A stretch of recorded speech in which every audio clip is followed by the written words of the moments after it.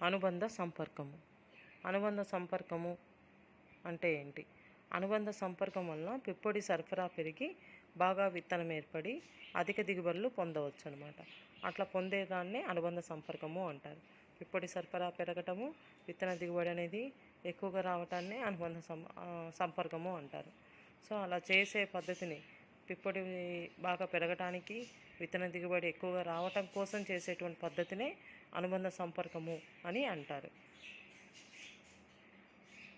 So వరిలో అయితే అనుబంధ సంపర్కము వరి విత్తనోత్పత్తి పొలాల్లో పూత సమయంలో రోజుకి 3 లేదా 4 సార్లు వరుసగా 7 నుంచి 10 రోజులు మనం అడ్డంగా తాడును లాగినప్పుడు సంకర విత్తన దిగుబడి అనేది పెరుగుతుందన్నమాట. రోజుకి ఎన్నిసార్లు? 3 లేదా 4 సార్లు మనము 7 నుంచి 10 రోజులు అడ్డంగా తాడుతో లాగాలన్నమాట. చూడండి, ఇక్కడ తాడుతో లాగుతూ ఉన్నారు. అట్లా లాగాలి. లాగినప్పుడు అవి అనుబంధ సంపర్కం అని జరిగి పుప్పొడి సరఫరా బాగా పెరిగి విత్తన దిగుబడి అనేది బాగా పెరుగుతుంది. మనం ఈ యొక్క సంకరము విత్తన దిగుబడి పెరగటం కోసము పుష్పాలు విచ్చుకునే సమయంలో, అంటే ఏ సమయంలో విచ్చుకుంటాయంటే పుష్పాలు ఎక్కువగా మార్నింగ్ 10 నుంచి 1 గంట మధ్యలో, మధ్యాహ్నము 3 నుంచి 4 గంటల మధ్యలో మనము ఈడనేది అనుబంధ సంపర్కం అనేది చేయాలి. వరిలో ఇక తాడుతో లాగటం అనేది సంకర విత్తన దిగుబడి అనేది పెంచడం కోసం మనము ఇక మార్నింగ్ 10 to 1, 3 to 4 మధ్యలో మనము 3 to 4 టైమ్స్, అంటే 3 నుంచి 4 సార్లు మనము ఒక 7 నుంచి 10 రోజుల వరకు మనం లాగుతూ ఉండాలి.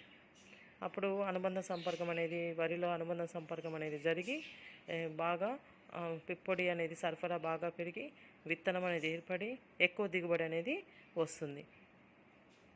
నెక్స్ట్ తేనెటీగల వల్ల కూడా అనుబంధ సంపర్కం అనేది బాగా సహాయపడుతూ ఉంటుంది పంటలకి.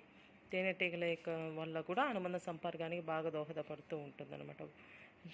ఇక పొద్దుతిరుగుడు పంటల్లో పుష్పాలను మెత్తటి గుడ్డతో కానీ మనము పొద్దుతిరుగుడు పంటల్లో మనం పుష్పాలను మెత్తటి గుడ్డతో రోజు విడిచి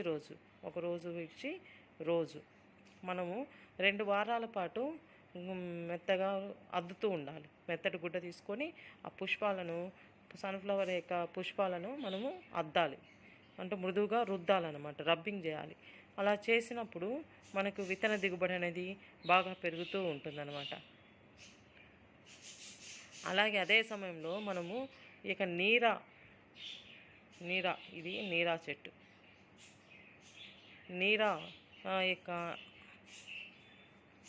నీరాను వేయటం వల్ల కీటకాలు, ఈ నీరా చెట్ల వల్ల ఏంటంటే కీటకాలు అనేవి వీటికి ఆకర్షించబడినప్పుడు ఈ సంపర్కానికి ఎక్కువగా ఉండటానికి అవకాశం ఉంటుంది. కాబట్టి మనము పంట చుట్టూ, పొద్దుతిరుగుడు పంట చుట్టూ కానీ మనం ఇక నీరా చెట్లను కానీ వేసినప్పుడు మనము ఈ అనుబంధ వరి చుట్టూ, వరి యొక్క పొలం చుట్టూ కానీ ఈ చెట్లను వేసినప్పుడు మనము ఈ అనుబంధ సంపర్కం జరగడానికి అవకాశం ఉంటుందన్నమాట. ఈ యొక్క నీరా చెట్లకి ఎక్కువగా కీటకాలు ఆకర్షించే స్వభావం ఉంటుంది కాబట్టి కీటకాల ద్వారా సంపర్కం అనేది జరుగుతూ ఉంటుంది. త్వరగా మనకి పుప్పొడినిచ్చే శక్తి వస్తుంది.